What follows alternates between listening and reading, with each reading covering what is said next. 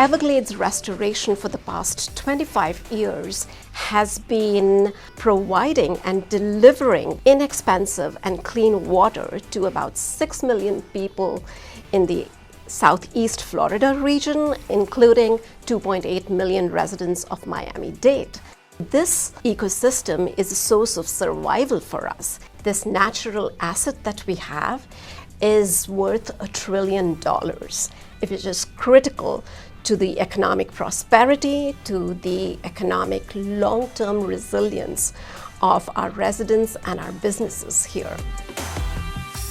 Welcome to Opportunity Miami. My name is Rod Miller, and we're fortunate to have with us today Dr. Meenakshi Chabba. She was one of the authors of the economic study, Thriving Everglades, Thriving Economy, Nature's Value in the Everglades. And this report showed that there's an over $1 trillion impact of the Everglades, and lots of other benefits that come from it. Welcome to Opportunity Miami. Please tell us a little bit more about the report and why we should be plugged into it. Sure. I would love to talk to you about the report. All of us know that the Everglades is a wetland of national and international importance because it has a stunning array of habitats and diverse wildlife. But the bottom line for us all to know is that Miami and South Florida wouldn't exist without the Everglades. And that's because this wetland is the source of drinking water for all of us. It is the water that we drink, the one we shower with, as well as the one that we run our businesses with. So what we have is that about 4 to 5 feet of rainfall that falls on our landscape falls on the Everglades, and this vast wetland absorbs that water, holds it in its soils, and sends it to the Biscayne Aquifer, which is beneath us, a limestone aquifer, and that's where we extract our water from. So Everglades restoration for the past 25 years has been in a silent way providing and delivering that water to us, inexpensive and clean water to about 6 million people in the Southeast Florida region, including 2.8 million residents of Miami-Dade. So this ecosystem is a source of survival for us. And as you said, this report, what does it focus on? This report focuses on the fact that this natural asset that we have is worth $1 trillion, and it generates economic benefits for us to the amount of $31.5 billion annually in terms of goods and services that we produce. Let's rewind for just a second. The Everglades Foundation. Tell us more about the Everglades Foundation.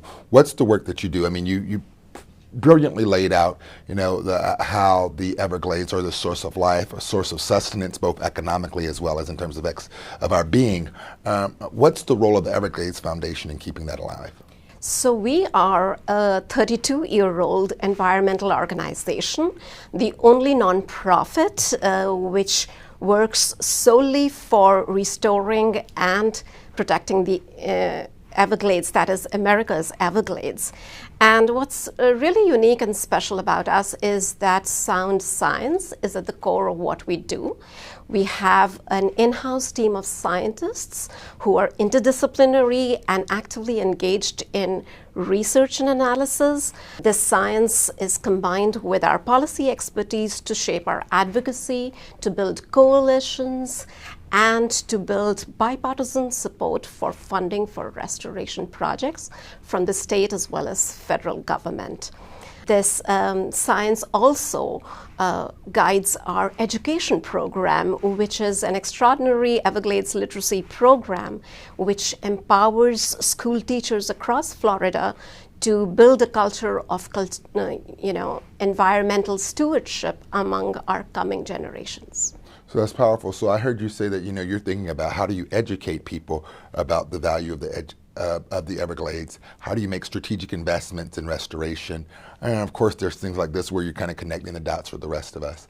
You mentioned earlier a $35 billion a year impact on the economy. Can you break that down a little bit more for us? Yes. So the Greater Everglades ecosystem that we have in the midst of us is really a natural capital asset worth $1 trillion, and as I said, generates $31.5 billion in economic benefits.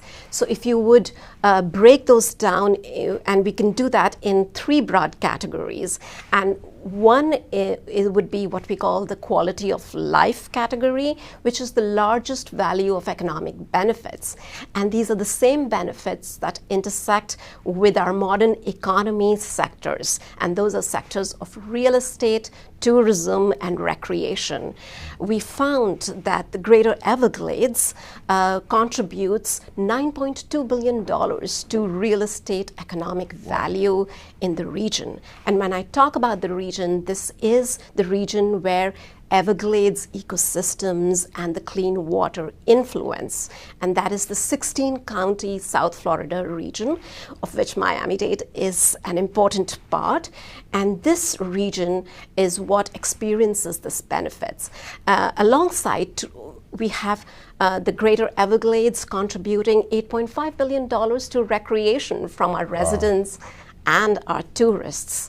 The second category is the of economic benefits, is that we should view the Everglades as a natural infrastructure that we have. If you kind of zoom out and see, it's a huge natural resilient infrastructure we have, which is stabilizing our coastline and protecting us, especially what we estimated, its protection from flood damages that residents experience is to the amount of $8.4 billion annually. That is, it reduces flood damages from heavy rainfall and storm surges. And lastly, but not the least, is the material goods that we get from the Everglades, and prime amongst them is the clean, fresh water. And that water is, we estimated in a very conservative way, $1 billion of benefits each year. And all these combine to a $31.5 billion yearly economic benefit. And I have to emphasize again, this is a conservative estimate. There is much more research that we need to do to understand the complex relationship we have with the Everglades ecosystem and our economic behavior. But one thing is clear from this Everglades economic reports, that we have a thriving economy because right now we have this natural asset, which is critical to the economic prosperity, to the economic long-term resilience of our residents and our businesses here. It's been called the largest ecosystem restoration project in the world. How far have we come, and what still needs to happen? Historically, for thousands of years, Everglades, also known as the River of Grass, flowed uninterrupted as a thin sheet of water all the way from Lake Okeechobee to Florida Bay, right? So that is how we were collecting that water into our aquifers and rejuvenating our ecosystems. But starting in the late 1800s to about mid-1900s, we reduced the Everglades to about half its size. For agricultural and urban development, draining it and compartmentalizing it. In place of that, what we did was we installed a highly engineered system of canals and levees for flood management. And what that led to is multiple issues of water crises, toxic algal blooms to seagrass and fish die-offs, droughts that led to fires, and saltwater intrusion that threatens our water supply. Restoration aims to fix all these problems. It's, as I said, a series of infrastructure projects that work with nature to, one, store water, enhance the storage of water on our landscape, clean that water through nature-based solutions, and send that water south to rejuvenate our ecosystems as well as recharge Biscayne Aquifer for our residents as well as our businesses. Now, to understand how it impacts businesses in a different aspect, this clean water that we send with restoration, it powers a clean water economy. Now, we estimated that in the Greater Everglades system, this clean water economy includes 84,000 businesses, which generate an economic activity of about $223 billion annually, employing 2 million people and influencing maybe almost 3 million people in total in the region. So this economic prosperity that we derive from the Everglades clean water that we get only through restoration is hinging upon these restoration projects, which you may call costly, but at the same time, this economic report compels us with an economic argument that this is a precious asset that is worth investing in. It is like having any other asset with you, a business asset or a home. You want to upgrade it, you want to maintain it, you want to correct what's gone wrong. Yes. Because we face many negative impacts from when there is no restoration. We've seen in the red tide event of 2017-18, we saw that the tourism and hospitality industry in Florida faced a negative impact worth multi-billion dollars. It is therefore necessary to make that economic argument that it is worth it to invest in Everglades restoration. Economic prosperity rests on this clean water. And that clean water can only come from a healthy Everglades. Give us a couple of examples of, of technically or tactically what that looks like, a project. How long is it? What's the size of one of these restoration projects? And what does it mean to people in the area in terms of, just ability to interact with the Everglades? We've had several projects in the making, and you have some completed projects. For example, the Kissimmee River, which had been channelized long time back, is back to its meandering self and producing the benefits of a restored floodplain as well as increased biodiversity. And one of the crown jewel projects, which is further down south of Lake Okeechobee, is what we call what Dr. Steve Davis, our chief scientist, actually calls the bypass surgery of the Everglades. This is an Everglades reservoir. It's called the Everglades Agricultural Area Reservoir, which is 16 square miles big. And along with its stormwater treatment area, this footprint that we have, if you can imagine it, is bigger than the size of Manhattan. Wow. It will increase the storage of water, and we will be able to clean that water, and for the first time in about 100 years, have Lake Okeechobee connect with the southern ecosystems. And I'm, very pleased to say that as we are increasing our investment in Everglades restoration projects, this is one project that has been fast-tracked and is going to be completed by 2029. This is the decade of Everglades restoration, and it is also the UN decade for Everglades restoration, so we are matching that demand with the investment.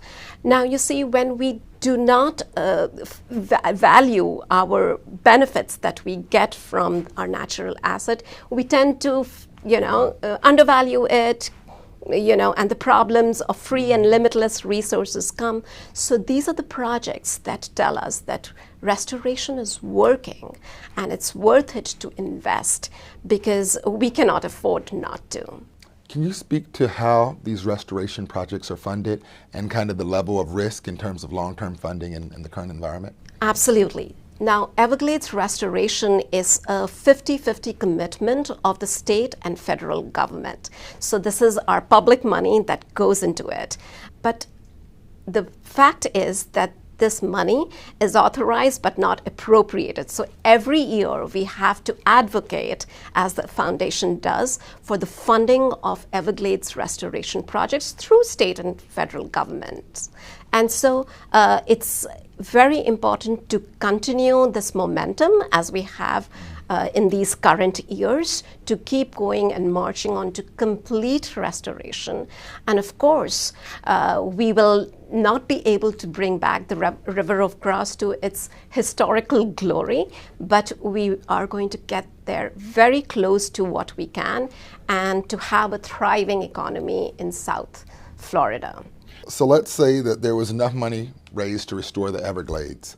What do you envision for that future in, say, 20 years, 30 years, 50 years from now? That is an important question to address our future. And what I see is that restoration is working. It is really important and incumbent upon us that we continue to have the sustained investment in Everglades restoration so that we will continue to move forward, and we are only expecting restoration to have the continued success that it is having today. So, and that will feed not only to, as I mentioned, our economic prosperity, but a resilient South Florida. Even our urban communities are going to experience the resilience and sustainability that it will bring to our economic system as well as our environment. Well, it's encouraging that there's this, 50-50 split between the feds and the locals. And I think especially, when you think about it, we've talked about the impact of it on South Florida, but the reality, the Everglades is the largest wetlands in the world and has significant national and global implications as well. So thank you for the work you're doing. Thank you so much, Rod.